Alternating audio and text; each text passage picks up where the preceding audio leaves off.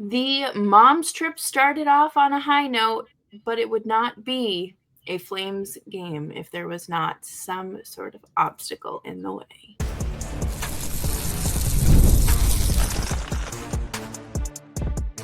You're Locked On Flames, your daily podcast on the Calgary Flames. Part of the Locked On Podcast Network, your team every day.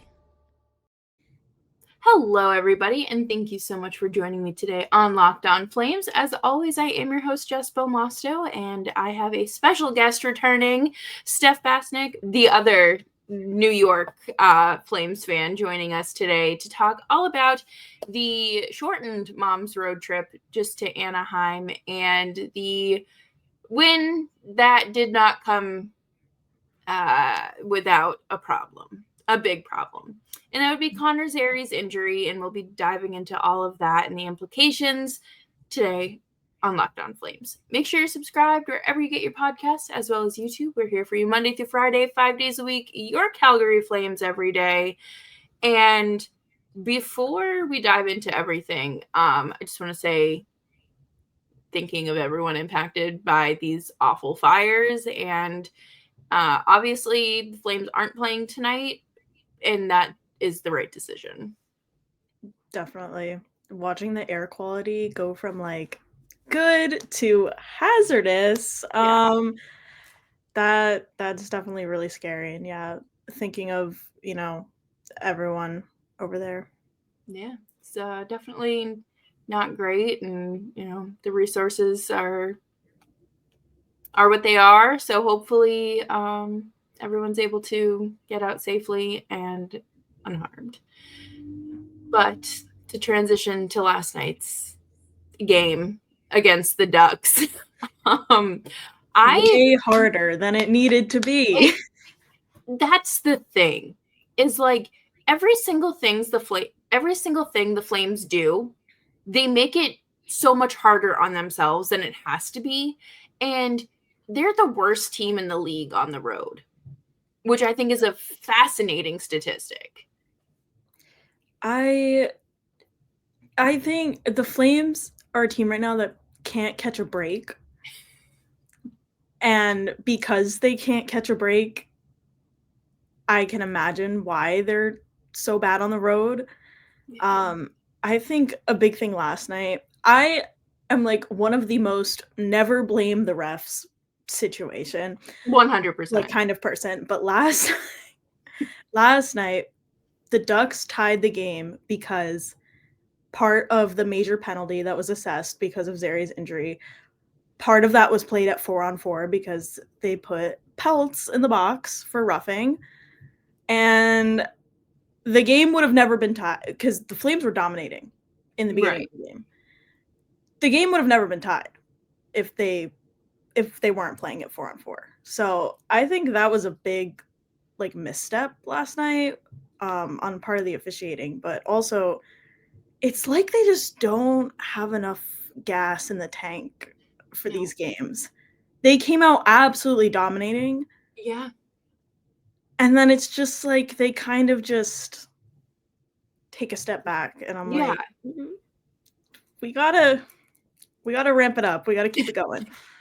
And that's the thing. Like, I don't know if it's like maybe because we both watch hockey pretty much on a nightly basis, but has the officiating been worse this year? Like, does it feel like they just found these refs on the side of the road? It's been really bad. Even down to the little things like face-offs. Like, they're not dropping the puck. It's like they're waiting to kick someone out of the face-off. Like, they're like, oh, am I going to drop it? Am I going to drop it? I don't know. Like, even as small as that. And again, I'm not like a big, my team lost because of the refs, but it just seems like this year something is just off.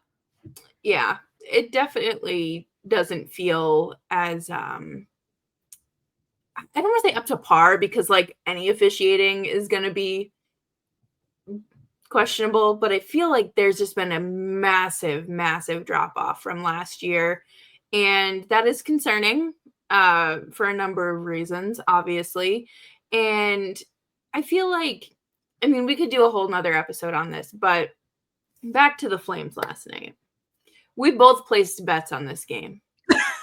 Yes. I did not win my $1,000, and you did not win your $300. But Matt Coronado did come through for my parlay with 2+ shots on goal. So thank you, Matthew. Didn't win anything, but we did call a Mackenzie Weegar goal. Yes, we did. Which do. Look at that. He was due. It was his first goal in 13 games, which I found, again, fascinating. I feel like he is an offensive machine. Mm-hmm. So hopefully this gets him going again, and we're able to find something should Connor Zary be out sometime. Yeah.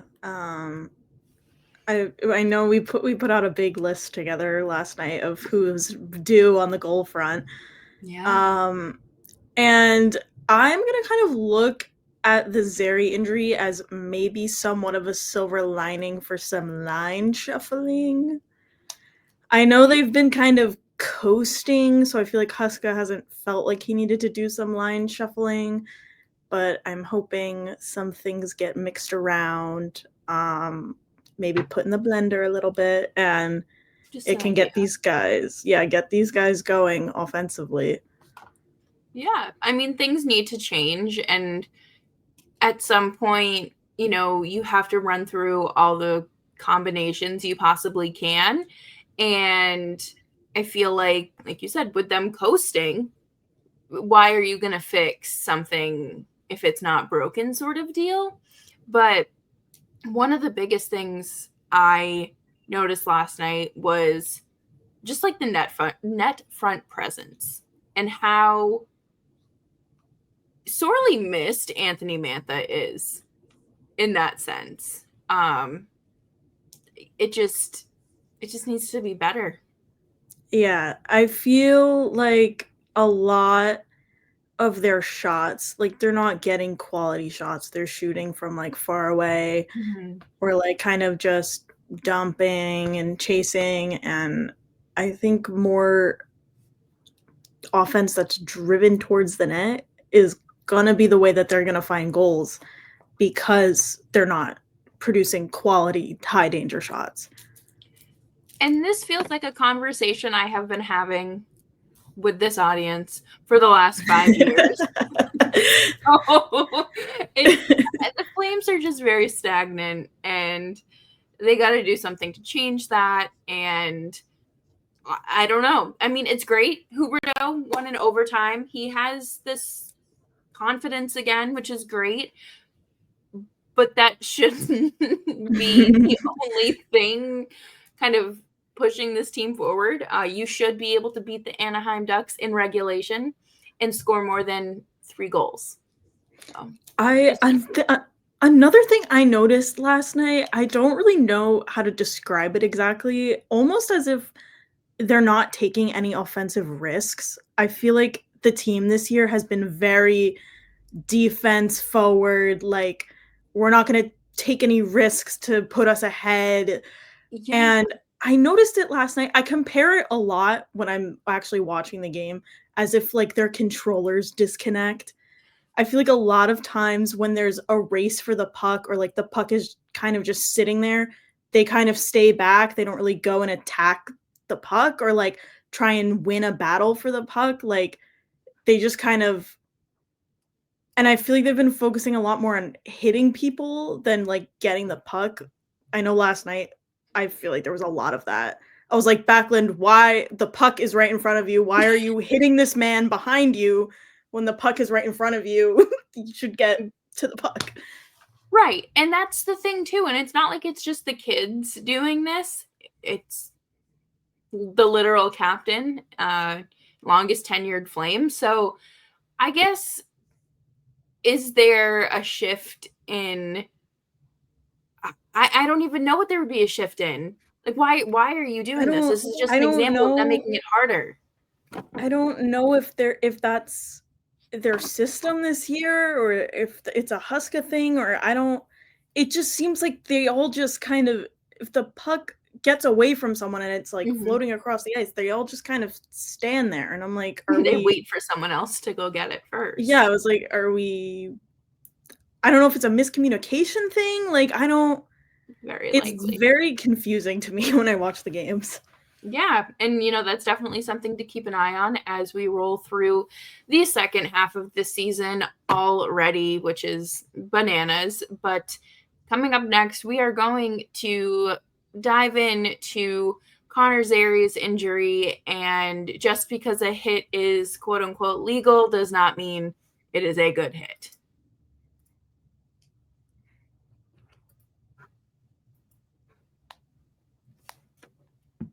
From big upsets to game-winning drives, the NFL playoffs are better with FanDuel, because right now new customers can bet $5 and get $200 in bonus bets guaranteed. That's $200 in bonus bets, win or lose. The FanDuel app gives you everything you need for live bets, same game parlays, and so much more. Last night, we both had unsuccessful parlays, but they were fun and made the game more exciting and enticing to watch, especially when it's, not a great matchup. So go ahead and give it a try. Just visit fanduel.com to join today and get started with $200 in bonus bets. That's fanduel.com. Make this playoff season unforgettable with FanDuel, an official sportsbook partner of the NFL.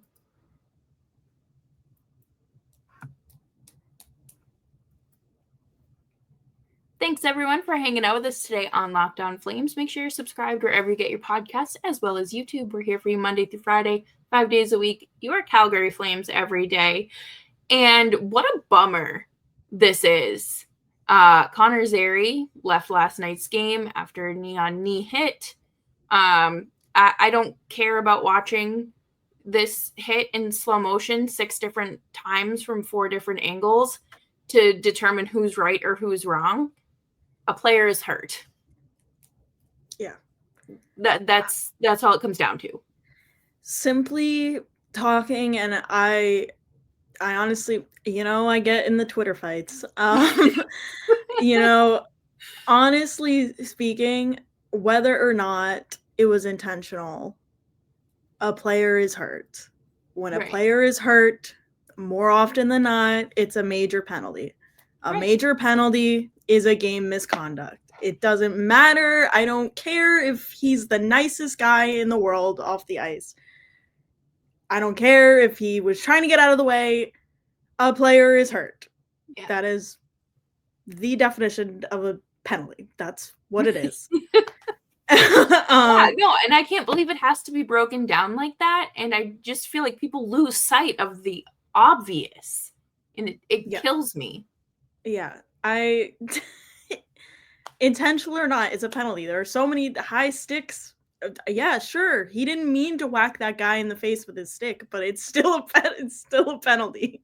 Right.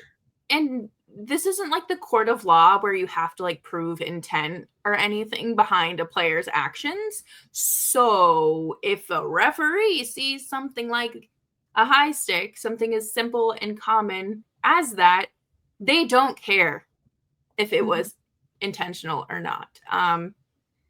That it is what it is. And the team reported that Connor Zary will return to Calgary with the team and undergo imaging tomorrow, which, I mean, good. Obviously, you need further confirmation because this could be something as simple as it looked a lot worse than it actually was. Maybe it's just, like you mentioned when we were talking earlier, a hyperextension. Maybe he dislocated it, which is still you still need to recover from that. And hopefully it's not as something as serious as an ACL tear like we have seen 2 other Flames experience this year. So there are a number of possibilities here, and regardless, I hope he has a speedy recovery and is able to rest. But what does this mean for the Flames? Because he plays 16 minutes a night. He is third on the team with goals and points, 22 points in 40 games. What are you without him? Well, we got to circle back to what I was saying the other day. Craig Conroy, it's time to start getting on the phone. You said you were scouting a center. Now's the perfect time to make a move. But again, I think there is going to be line shuffling again. I wouldn't doubt that they call up Rory Cairns. I guess the question is, where does he fit in this lineup?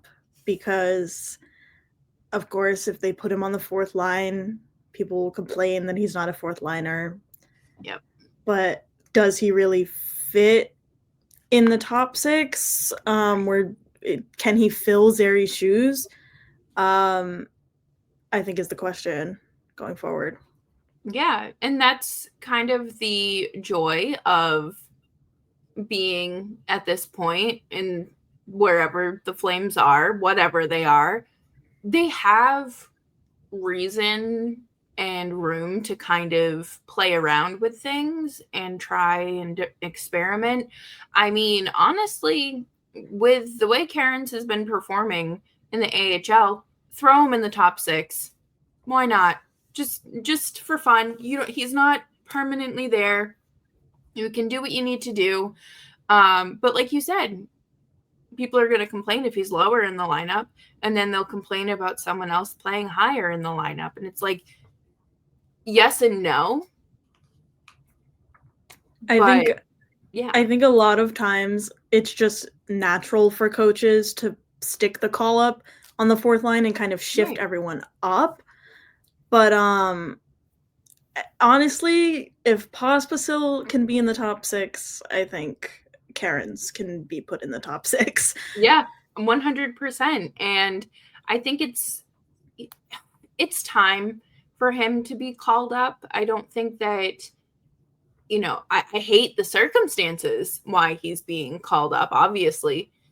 But unfortunately, this is just part of the game and being the next man up. And I mean, he was just named to the AHL All-Star game. Congratulations, him and Devin Cooley. So that's pretty neat.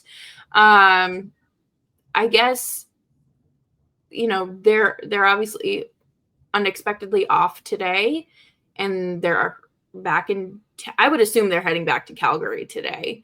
But decisions have to be made, and maybe we don't find that out until the results of the imaging. I think imaging is never a good sign. And I'm hoping it's not as bad as we think it is, because I really think this will be such a bad blow to the team. Yeah, and we will... Oh, sorry, go ahead. No, I don't know what I was going to say. Go ahead. And we'll talk about the implications of a long-term loss of Zary, should that be the case, and what that could do to the Flames, coming up next here on Locked On Flames.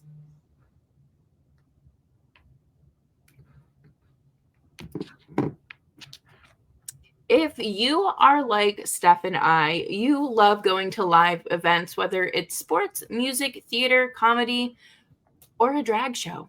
One of my favorite memories with Steph was attending the Flames home opener this year, and how exciting that was, and then driving up to Edmonton. And we got that through Game Time. And the Game Time ticket buying experience is super easy, no headache, few clicks of a button, and boom, you're there. And they've made it even easier to get tickets for your favorite events with their new feature, Game Time Picks. This feature filters out the fluff to show you only incredible deals on great seats, so you don't waste your time searching through thousands of tickets. Take the guesswork out of buying tickets with Game Time. Download the Game Time app, create an account, and use code LOCKEDONNHL for $20 off of your first purchase. Terms apply. Again, create an account and redeem code LOCKEDONNHL for $20 off. Download Game Time today. What time is it? Game time.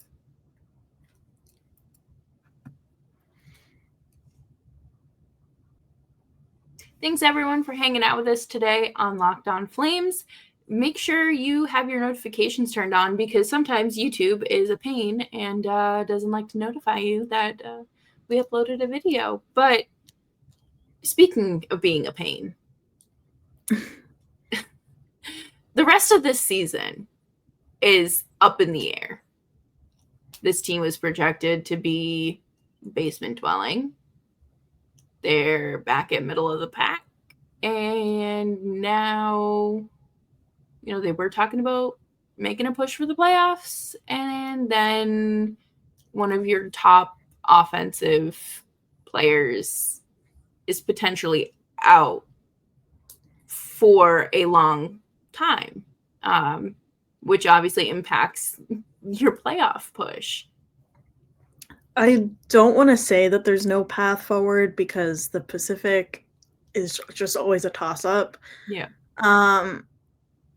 But I truly feel like if Zary's out long-term, they don't acquire someone to fill his shoes, or call-ups can't fill his shoes. I feel there's no path forward for this team to the playoffs. And, I feel like, again, this is the predicament that I feel like fans have been in all season. I don't want to celebrate them potentially getting a higher draft pick because it comes at the expense of Connor Zary. But then, you're making the playoffs or you're just missing by a few points and you're still getting a bad draft pick. Typically. Bad spot in the draft. But yeah, without Connor Zary, you really don't have the flexibility. You don't have someone with the speed or the hands that he has. He isn't afraid to take those drive the net, basically. He's going to generate the offensive chances more likely than not. Yeah, the puck juggling over the blue line, that's really going to be missed. And I think Conroy and even Huska now are at those crossroads of, okay, are we locking into the playoffs? Is that our do or die this season? Or will we be okay if we kind of fall off and, don't make playoffs the priority this year? Yeah, and again, that's something you have to get everyone to buy into it in order for it to be successful, I would say. And it's hard to do that, especially with how this team has proven that they can have big comeback wins. Their goaltender, both of them really, Vladar and Wolf, can come up with big saves. But you need that offense. And I'm not hopeful. And I don't think missing the playoffs is a bad thing. It would put the Flames on track for where they need to be. Yeah, I think the problem is that the players are all right now set on playoffs. They're all talking about it. They're probably talking about it in the room. Yeah. And how you maybe transition them to not be doing that. No. I don't know, but yeah, I'm kind of on the fence. It hurts so bad because I want them to do well. It's kind of hard to look at it from like an outside long-term perspective.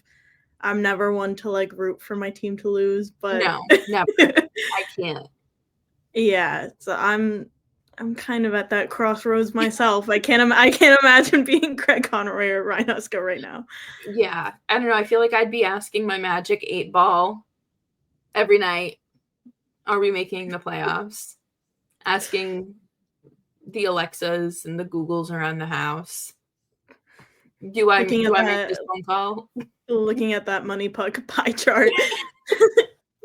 Just refreshing that every morning when I get into the office.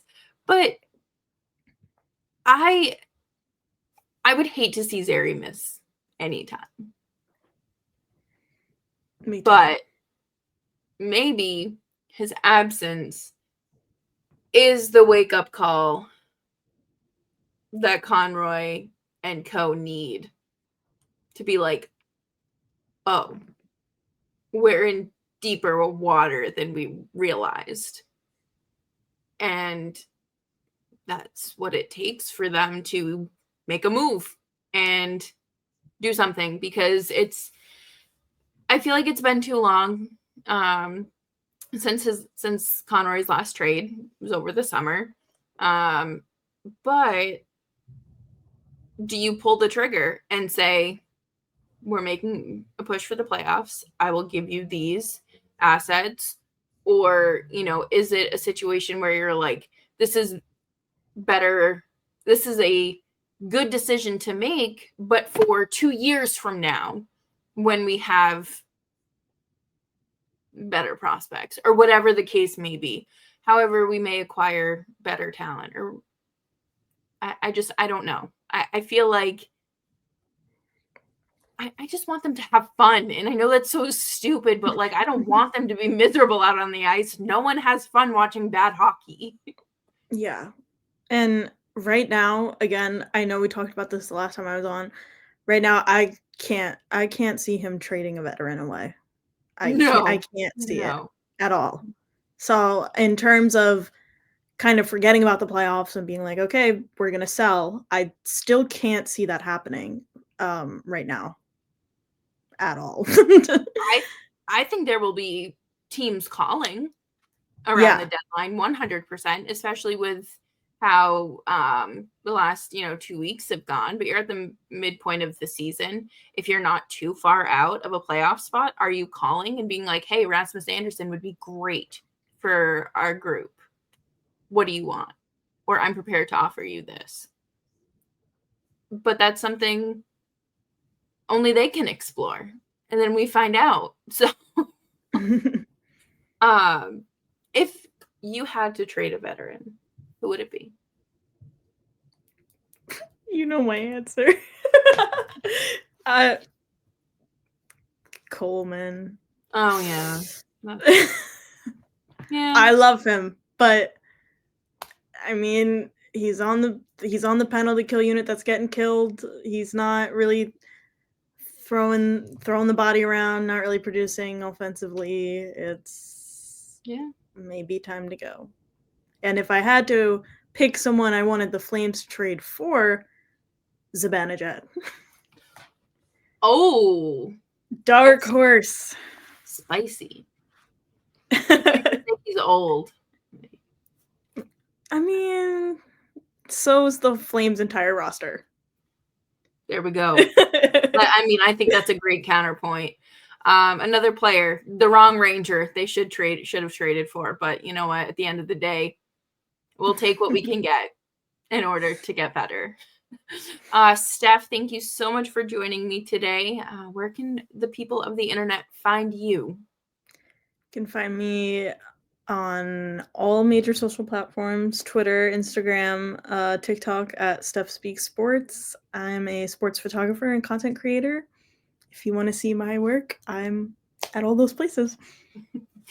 And thanks everyone for hanging out with us today on Locked On Flames. Make sure you are subscribed wherever you get your podcasts, as well as YouTube. And you can follow me on Twitter and Instagram at Just Belmosto.